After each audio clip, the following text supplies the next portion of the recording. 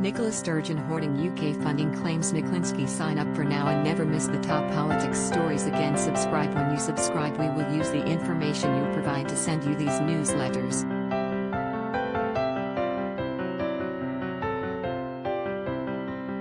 Sometimes they'll include recommendations for other related newsletters or services we offer.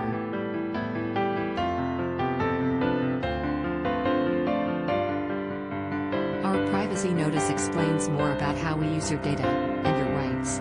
You can unsubscribe at any time.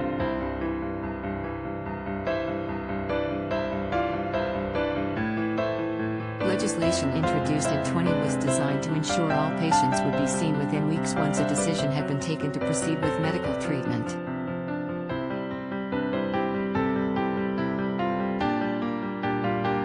But SNP ministers have found it increasingly difficult to meet the target, meaning thousands of patients are left waiting too long every month.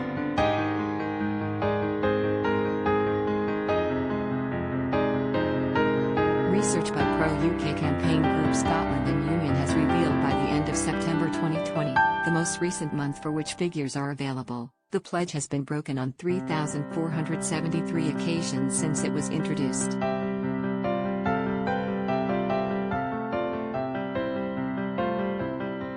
In the quarter ending September 2020, there were 16,820 people waiting beyond the week mark.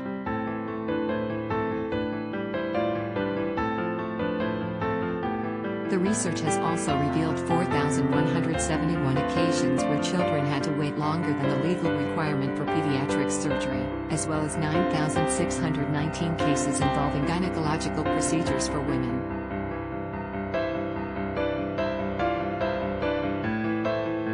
Nearly all the data predates COVID-19, and the pandemic actually reduced the number of hospital operations taking place, so cannot be blamed for the situation.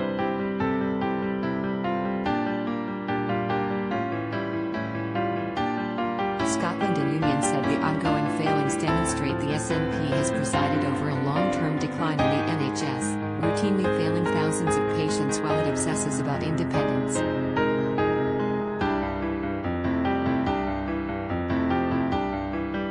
Scotland and Union Chief Executive Pamela Nash said, "These figures are unacceptable and a damning verdict on a nationalist government which has been distracted from the day job."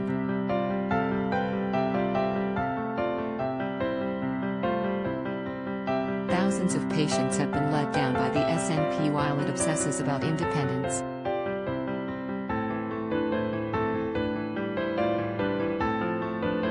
It is clear that nationalist ministers ignore the need to build resilience into our NHS. They cannot blame the pandemic.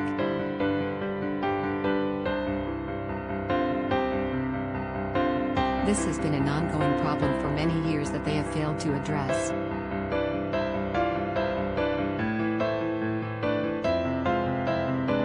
Scotland deserves better. The entire focus of government should now be on COVID recovery and rebuilding our NHS, putting patients ahead of constitutional arguments.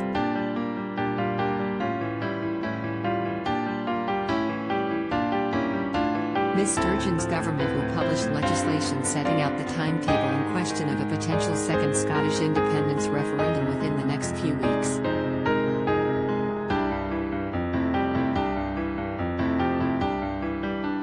The draft bill, promised in the legislative programme the First Minister set out last year, is due to be published before the Scottish Parliament enters recess next month in the run-up to the Holyrood election.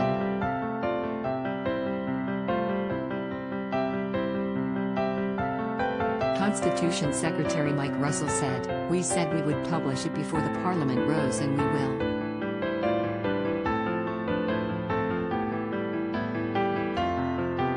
It is a very simple bill, there is nothing complicated about it. The key point is we have said we will put it in front of the people of Scotland at an election and they will have a decision on it.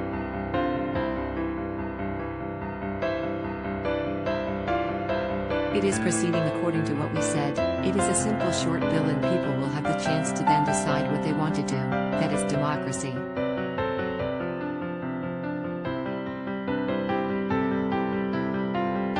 Trending last month, the SNP released an 11-point roadmap to an independence referendum, setting out that a ballot could take place if May's Holyrood election elections result in a pro-independence majority, even if Westminster refuses to grant a Section 30 order.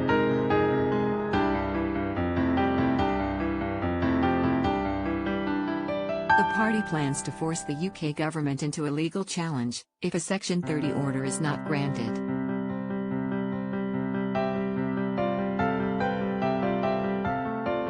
Critics questioned the timing of the planned legislation given the ongoing coronavirus pandemic.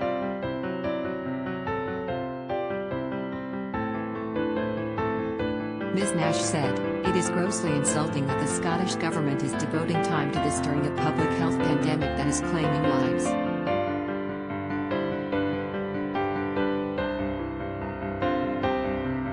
The public has made it clear that a divisive second independence referendum should not be a priority.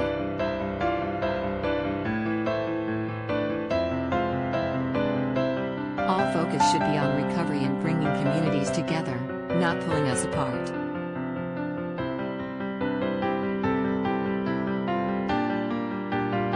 Scottish Conservative leader Douglas Ross said, "It is so reckless that the SNP are ramping up plans for another divisive independence referendum at this time."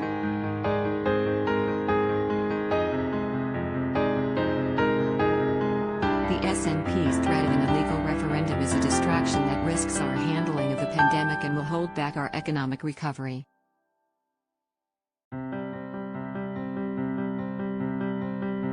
It is beyond belief that Mike Russell thinks that this should be the priority when lives and livelihoods are still threatened.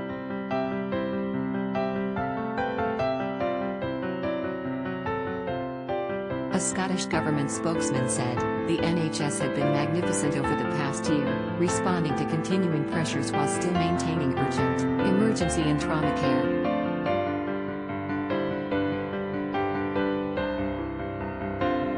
What is important is that we maintain the progress we made before the pandemic and keep that work underway as we come out of it.